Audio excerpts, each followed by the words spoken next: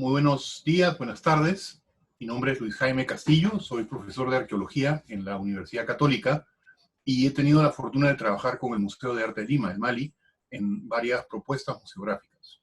Hoy día vamos a conversar respecto a una colección que es la colección de don Óscar Rodríguez Raceto, una colección que se reunió en el Valle de Jequetepeque y que es una muestra realmente interesante del desarrollo de las sociedades en una región específica, cosa que es relativamente rara.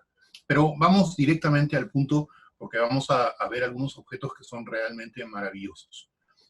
Los mochicas, la sociedad mochica, se desarrolló en la costa norte del Perú, en los valles fértiles de la costa norte del Perú, más o menos entre el año 150 y el 850 después de Cristo. En esta región, que está conformada por valles que se derivan de las aguas que se expanden en el desierto a través de sistemas de irrigación, estas sociedades formaron núcleos independientes entre ellos. Nunca hubo una cosa como la sociedad mochica, el Estado mochica con una capital y un solo rey para todo el mundo. Al revés. Lo que ahora es más o menos claro es que había muchos reinos mochicas distribuidos en dos regiones generales. Una que estaba hacia el sur, donde había un centro claramente predominante en el Valle de Moche, alrededor de la Huaca del Sol y la Huaca de la Luna, y otros centros, otras sociedades, otros pequeños estados, ¿no? Ciudades-estado de repente, en la parte norte, como las que tenemos en Jequetepeque, en Lambayeque, en algún momento llegaron hasta Piura, es decir, eran una sociedad bastante diversa. Quiero enfocarme en algunas piezas que son realmente singulares. La primera pieza es la del guerrero vigía. Esta es una pieza mochica temprano, muy peculiar. Si ustedes la ven, lo primero que van a darse cuenta es que no tiene el típico, la típica asa de estribo que es tan común en las piezas mochicas. Tiene una asa alta, recta, le llamamos cónica, porque es ligeramente más ancha en la base que en la parte final. Representa a un guerrero, tiene la cara pintada con una raya, ¿no? Y que tiene un muy simple tocado, de tela probablemente, mano izquierda, un escudo pintado de rojo y blanco, y con la mano derecha está tapándose un ojo como quien está mirando hacia adelante. Abstraigámonos un momento, ¿no? Capturó y congeló en esta pieza en 3 dimensiones un momento, un vigía mirando hacia adelante, ¿no? Tratando de atisbar si el enemigo se está aproximando. Ahora, los detalles de la pieza, los detalles, por ejemplo, de la forma como trataron el cuerpo, que está más pulido y tiene más color, versus las zonas blancas, por ejemplo, del escudo, del faldellín y del tocado, que no tienen color, sino que son probablemente un engobe, una pintura muy peculiar, ¿no? Que no es la típica pintura que uno esperaría que fuera cabalítica, sino de una arcilla que tiene mucho calcio, por ejemplo, ¿no? Nos dan una idea de lo que podían hacer esos artistas.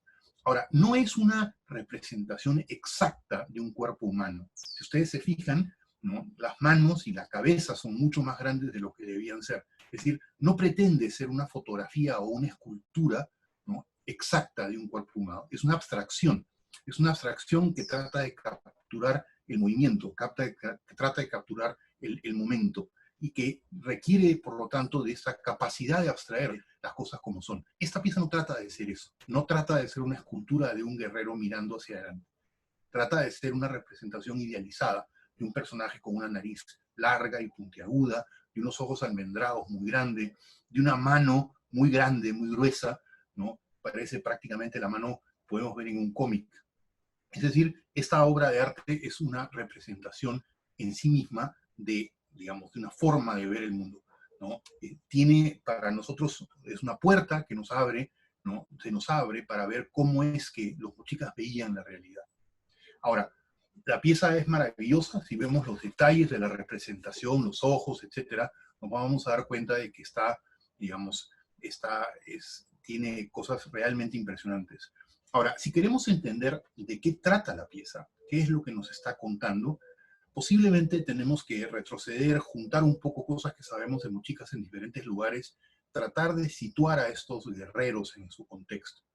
Para los mochicas, el ritual más importante, la liturgia más importante, era una liturgia que empezaba con un combate ritual, que continuaba con una captura de prisioneros y finalmente con el sacrificio de alguno de esos prisioneros, ¿no?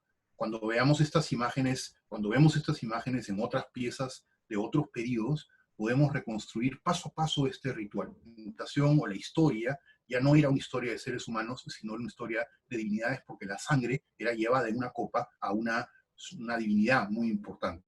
En una escena que llamamos escena de la presentación de la copa, ¿sí? Esa es la representación más común que se ha encontrado prácticamente en todas las regiones mochicas y a lo largo de todos los periodos. Y parece haber sido no solamente una historia, un mito, sino verdaderamente una ceremonia de algo que se representaba. Es decir, que cada cierto tiempo, quizá una vez al año en los grandes templos, se escenificaban estos combates rituales, esta captura de prisioneros, ¿no?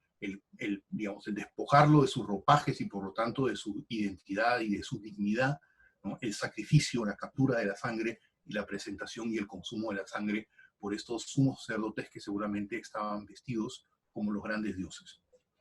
Una segunda pieza que llama mucho la atención es la representación de una divinidad que parece una suerte de dragón o demonio. Tiene una cara prognática, alargada, la lengua ligeramente afuera, tiene una especie de volutas que salen de la cabeza y que están enrolladas. Y en una mano lleva muchas veces esa representación un tumi, un cuchillo ceremonial, y en la otra una cabeza humana.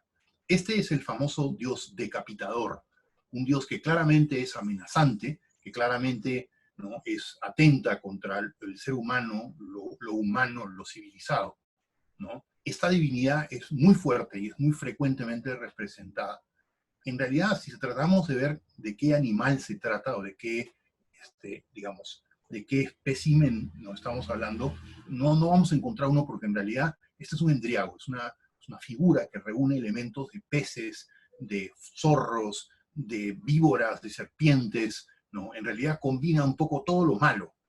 Ahora, lo raro del caso es que esta representación, esta divinidad, no es una divinidad oscura, está reservada para las noches, ¿no es cierto?, profundas y las historias de terror, ¿no?, que aparece nada más y nada menos que en el templo más importante de los mochicas, en la Huaca de la Luna, ¿no? Ahí, en el patio principal, hay un tremendo despliegue de unas cabezas que representan al decapitador. Es decir, que para los mochicas hay algo que quizá no entendemos, y es cómo conjugaban, ¿no?, este aspecto maligno de los decapitadores y su amenaza a los seres humanos, y si quieren el aspecto restaurativo, puesto que hay otra divinidad, ¿no?, que Rafael Arco llamó la Yapaek, que aparece luego luchando contra el decapitador, que todavía tiene la cabeza humana agarrada, pero que al enfrentarse de alguna manera restaura el orden. Claro, eso nos haría pensar en estas huacas donde está representado el decapitador. ¿Qué es lo que está representando? ¿Es una huaca dedicada al mal? ¿Es una huaca dedicada a un ser que destruye? ¿O en realidad lo está representando como una fase que nos lleva a la restauración? Muy bien. Hay muchas más piezas, son maravillosas en esta colección y fueron editadas en esta publicación de ya hace algunos años, que fue la publicación que acompañó a la muestra que se hizo sobre la colección Rodríguez Raceto en el Museo de Arte de Lima, ¿no? Los invito a que la vean. Si les pareció interesante este video, no dejes de darle un like, ¿no?, y de compartirlo.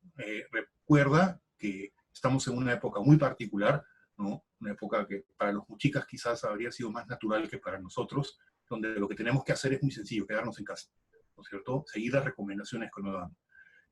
No te olvides de que estas y otras piezas están disponibles en el catálogo digital del Museo de Arte de Lima. Visítalo, ¿no es cierto? Tenemos grandes museos, tenemos grandes colecciones, tenemos muchas razones para estar orgullosos de nuestra historia y de nuestro pasado. Hasta la próxima.